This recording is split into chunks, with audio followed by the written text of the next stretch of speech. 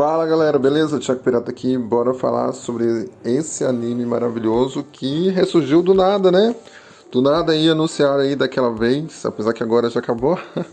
Mas na época quando ele lançou foi do nada e isso fez um alvoroço incrível, né? Eu lembro que eu fiquei muito feliz na época e todo mundo obviamente ficou muito feliz. Afinal, nós nunca antes tivemos uma história focada, né? Nesses caras que são os Cavaleiros de Ouro. E os personagens de ouro são os personagens que todo mundo gosta, né? Todo mundo adora. São os personagens que basicamente fez todo o sucesso, né? O Cavaleiros do Zodíaco não seria o sucesso que é sem os Cavaleiros de Ouro. E isso é óbvio, né? Afinal ali cada um representa o nosso signo, né? E graças a Deus que meu signo é incrível, né? Como, como todos os outros. Enfim, vou fazer análise então de cada episódio, do 1 ao 3, aproveitando que são 13 episódios apenas mesmo, né? Como são 13 episódios, né, vou fazer então a análise aí de cada um, começando pelo primeiro, né, então esse vídeo é o primeiro. E o nome do primeiro episódio é Reviva, Lenda Dourada. E eu lembro que a primeira vez que eu assisti o Soul of Gold, o Alma de Ouro, ele estava em japonês, então eu assisti legendado. Daí você vê as vozes que provavelmente são as vozes originais, né? Mas você acaba não se identificando tanto. Mas isso eu não percebi na época, cara, porque eu tava assistindo em japonês. Agora assistindo ele em português dublado, você sente a diferença, cara. Toda vez que a Iolia fala, ele fala alguma coisa e tal, você sente o peso no seu coração. O Saint Seiya, ele é literalmente um anime que ele pega no coração, né? Ele pega ali naquela nossa emoção antiga de quando a gente era criança, principalmente para quem viu criança como eu, né? E a partir daí você cria um amor afetivo, né? Você cria um amor pra Saint Seiya, né? Então ali, obviamente, se os personagens tiverem as vozes originais, né? A cada novo Saint Seiya que eles produzem, a emoção é muito maior do que o normal, né? Do que você vê em japonês. Pelo menos foi o que aconteceu comigo, né? E nesse primeiro episódio ele já começa, né? Ali no final da saga de Hades, que é eles destruindo o Muro das Lamentações. O que eu acho muito engraçado, não sei se vocês já notaram, já repararam, mas o Aiolus, ele atira a flecha pra cima, cara. E o buraco é embaixo, olha que coisa estranha. Eu tava pensando nisso outro dia, né? Ele atira pra cima e quando você vê o buraco que causa, né? Mas ali, claro, ele cria a luz do sol, né? Você pensa, pô, o sol tá no alto e tal. Ok, o sol tá no alto, mas, né, obviamente o buraco deveria ser na onde ele atirou a flecha, né? Mas enfim, né? Vamos deixar passar essa aí. Uma das coisas que você nota logo no começo é quando o Aiolia já cai, né? Lá no Asgard, é o cenário, né? Nossa, eu acho que desde o Lost Canvas que eu penso que o cenário medieval combina mais com o Saint Seiya. Claro que se você for pensar na Grécia, a Grécia é um cenário medieval, um cenário medieval contemporâneo, né? Porque está lá hoje, obviamente, mas porém os monumentos e tal são desde da antiguidade, né? Então, apesar de ser de ainda hoje estar lá em pé e todo mundo pode ir e tal. Obviamente são monumentos, são construções antigas, né? Com aquela vibe antiga e o estilo antigo. E quando você vê a obra, que nem o Lost Canvas, por exemplo, que é toda no passado, né? Tal, ali 200 anos atrás, se não me engano, você vê que parece que casa mais, né? Parece ser mais interessante. Mas eu gosto da vibe contemporânea, né? Apesar que o Saint Seiya ele rola nos anos 90, né? Nos anos 80, final dos anos 80, dos anos 90. Mas eu gosto dos dois, né? Assim, eu gostei dos dois, mas eu acho que, sinceramente, a vibe assim antiga que passa em Asgard, não sei nem porquê. Acho que é porque é um vilarejo e tal. Quando você vai para um vilarejo, para uma cidade pequena, você percebe que ela tem uma vibe mais antiga, né? Então, deve ser isso, né? A minha impressão. Mas sei lá, eu acho que fica mais charmoso, vamos dizer assim, o anime fica mais charmoso. Enfim, então ali vamos falar do começo aqui, começar no começo, muito bom.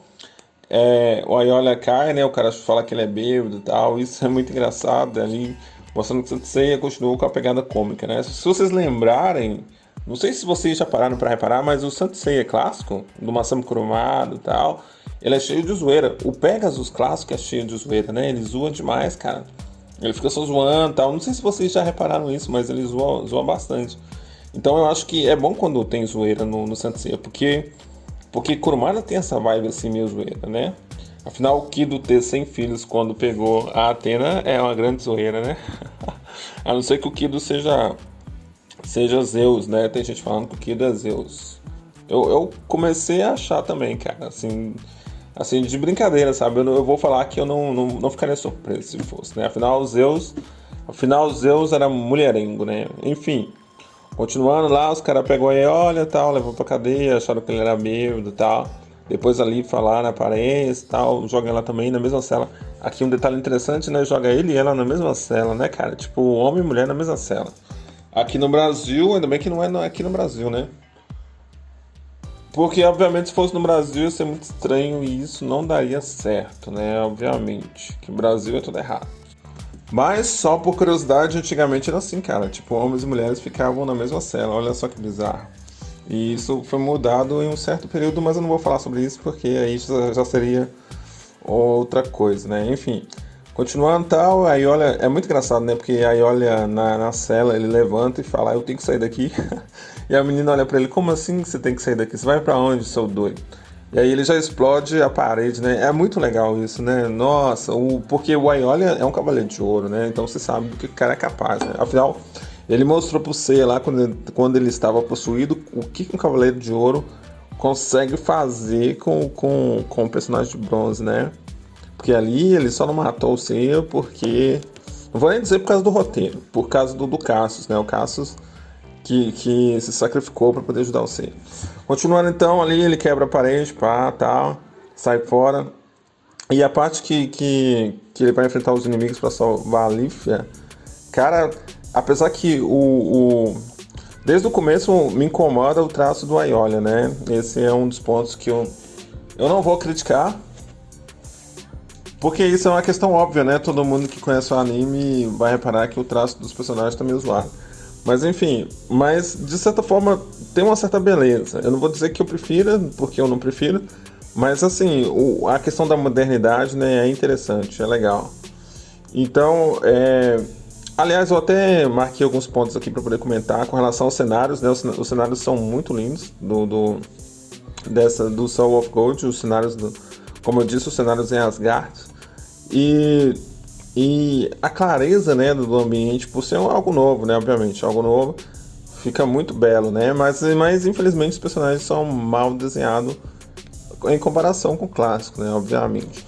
Ali aquele momento que a Aiolia veste a armadura, cara, nossa, é muito da hora, né, é uma nostalgia incrível ali, e cada parte da armadura que ele vai vestindo, você sente ali o peso, né, da armadura, é muito legal, cara. E obviamente tinha que ter porrada, né? É o primeiro episódio, né? Tem que ter porrada, né? Saint Seiya é um anime de porrada. Apesar que Saint Seiya, ele é um anime de porrada entre aspas, né? Ele é um anime mais de feeling.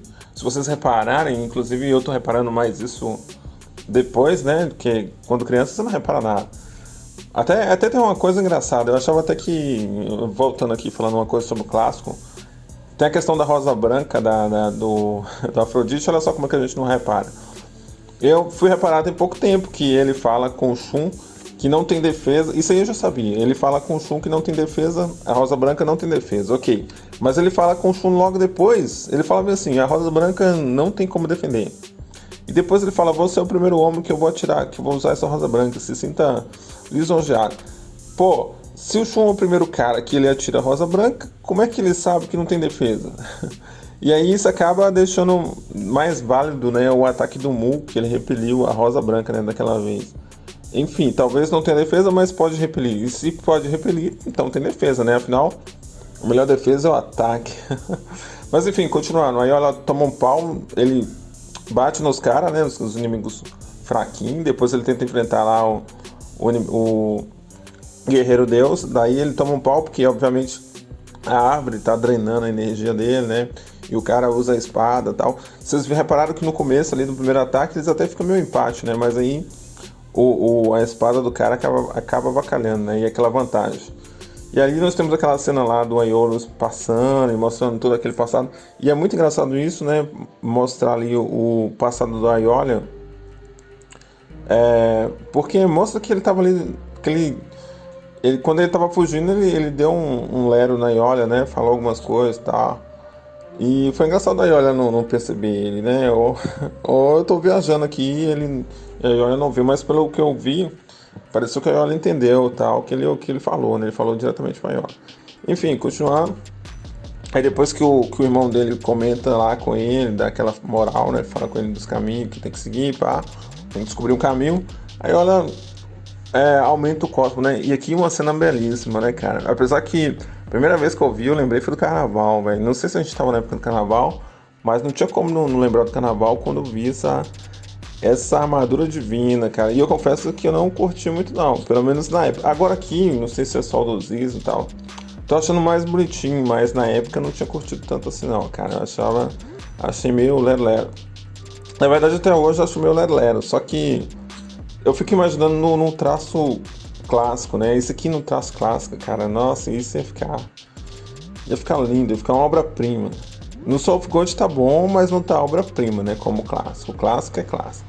Mas enfim, a questão da armadura divina aqui, para poder aumentar o poder, né? E de certa forma anular um pouco a Yggdrasil, a árvore lá que tá drenando os poderes dos Golvos. É interessante, né? Porque imagina se não tivesse a árvore, né? E ele usasse esse poder contra esses caras. Ele dizimaria o cara, né? Praticamente seria uma bomba nuclear contra um track, né? Uma bombinha lelé. Mas enfim, ele aumentou o poder, né? Graças à armadura divina. E aqui tem até uma questão ruim. Porque o Guerreiro Deus fala bem assim: esse é o poder da armadura divina? Claro que não, né, cara? É o poder do Aiolia. E todo o conceito do Santo Seiya do Cavaleiros é dizer que o poder do Cosmo equivale, né? E não a armadura. A armadura é apenas para proteção.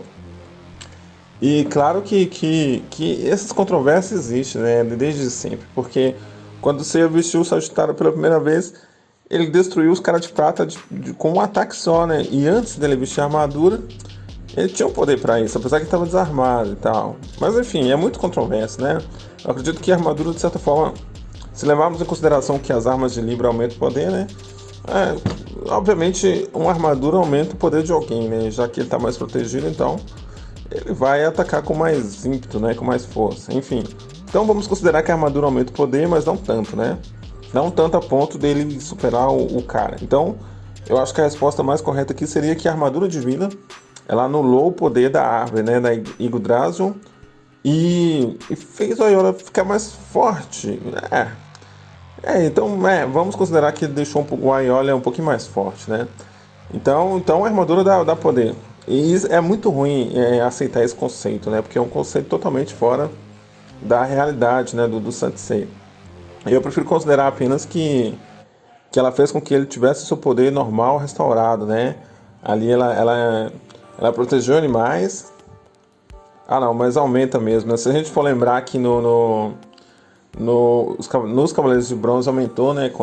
Nos Campos Elíseos, então sim, a armadura divina aumenta. E esse é um conceito, na minha opinião, muito ruim.